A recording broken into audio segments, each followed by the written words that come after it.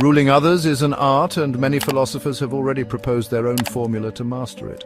Among them, Arthur Schopenhauer, a German philosopher, proposed a rather curious approach. Act like an idiot rather than seeking success simply to be labeled as arrogant. Schopenhauer argued that it was possible to gain respect and success all over the world by pretending to be less than what one really is. This particular tactic began to form in his youth, when, at the age of 19, his mother wrote him a letter pointing out his constant need to show that he knew more than others. She pointed out that although he was brilliant, this intelligence did not make him more useful to the world, especially since his desire to stand out often overshadowed his better qualities. The letter revealed Schopenhauer's internal struggles with his own intelligence and how it would influence his later thinking. He knew that the pride of being intellectually superior could elevate one to a level above the average, but also attract envy and resentment. For this reason, Schopenhauer developed a method to deal with this situation, pretending to be a little less capable, which in practice created a strategic advantage. And what can be learned from this? The art of surprise. It is not wise to show all your strength at once. On the contrary, appearing weaker creates the opportunity to act with precision at the right moment. Many historical warriors have used this strategy successfully. Pretending to be less capable leads opponents to underestimate your abilities, allowing you to reveal your full strength at the precise moment, thus ensuring a surprising victory. As Sun Tzu said, all warfare is based on deception. When we have the ability to attack, it is wise to appear incapable. When we act, it is useful to appear inactive. This approach applies not only on the battlefield, but also in everyday life, whether in meetings, competitions, or even in casual conversations. Some people distinguish themselves by observing more and speaking less, waiting for the perfect moment to speak with impact. It is a strategy that recalls Gandhi's advice: speak only if it improves the silence. True leadership comes from knowing when to listen and when to speak. In any group, there are those who talk non-stop and those who listen in silence. Oddly enough, those who talk too much, unless they are the leader, are rarely taken seriously. Schopenhauer pointed out that wisdom lies in discerning when to speak out. Pretending to be an idiot does not mean being ignorant, but knowing when to intervene or to be silent. Plato summed it up well. Wise people speak because they have something to say. Idiots speak because they have to say something. Listening carefully is one of the best ways to gain the upper hand. As you gather information around you, every detail absorbed becomes a valuable piece to, at the right moment, present the most impactful idea. Pretending not to know something can actually be a smart strategy to make others think they have arrived at their own conclusion. After all, we are surrounded by figures such as parents, teachers, bosses, all those who deserve our respect and sometimes delicate management.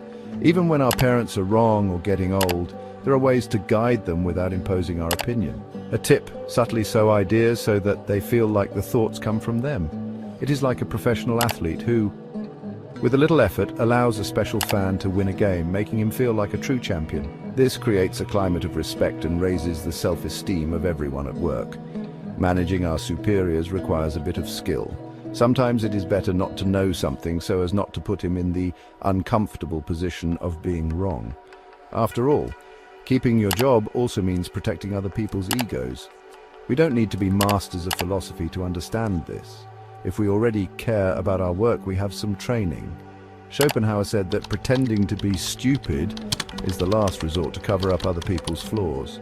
Protecting the dignity of others reminds us that deep down we all have feelings. Correcting all the time only makes us the annoying or the bad guy in the story. We don't always need to be the center of attention for those who shine. It's already wonderful to have all eyes on you, but before you get there, it's better to be discreet in difficult times. Showing yourself off is useless. On the contrary, being vulnerable and admitting your weaknesses brings us closer to others. Schopenhauer also talks about this act as if we know nothing until the right moment. Only then do we show our true capacity. Until then, listening and learning are the keys. There is an old saying that says that to reap the benefits of being seen as a fool, we must be willing to appear foolish for a while. In the Tao teaching, this concept is well explored. The Chinese philosopher suggests that the truly wise avoid direct confrontations and do not show all their skills. The wise wear simple clothes, but keep a jewel in his heart. Socrates also used this approach with his famous irony. He feigned ignorance to get people to open up, revealing their own inconsistencies in the end. His phrase, "I know that I know nothing," was not just a slogan, it was a way to extract knowledge from others. Arthur Schopenhauer noticed something intriguing about people.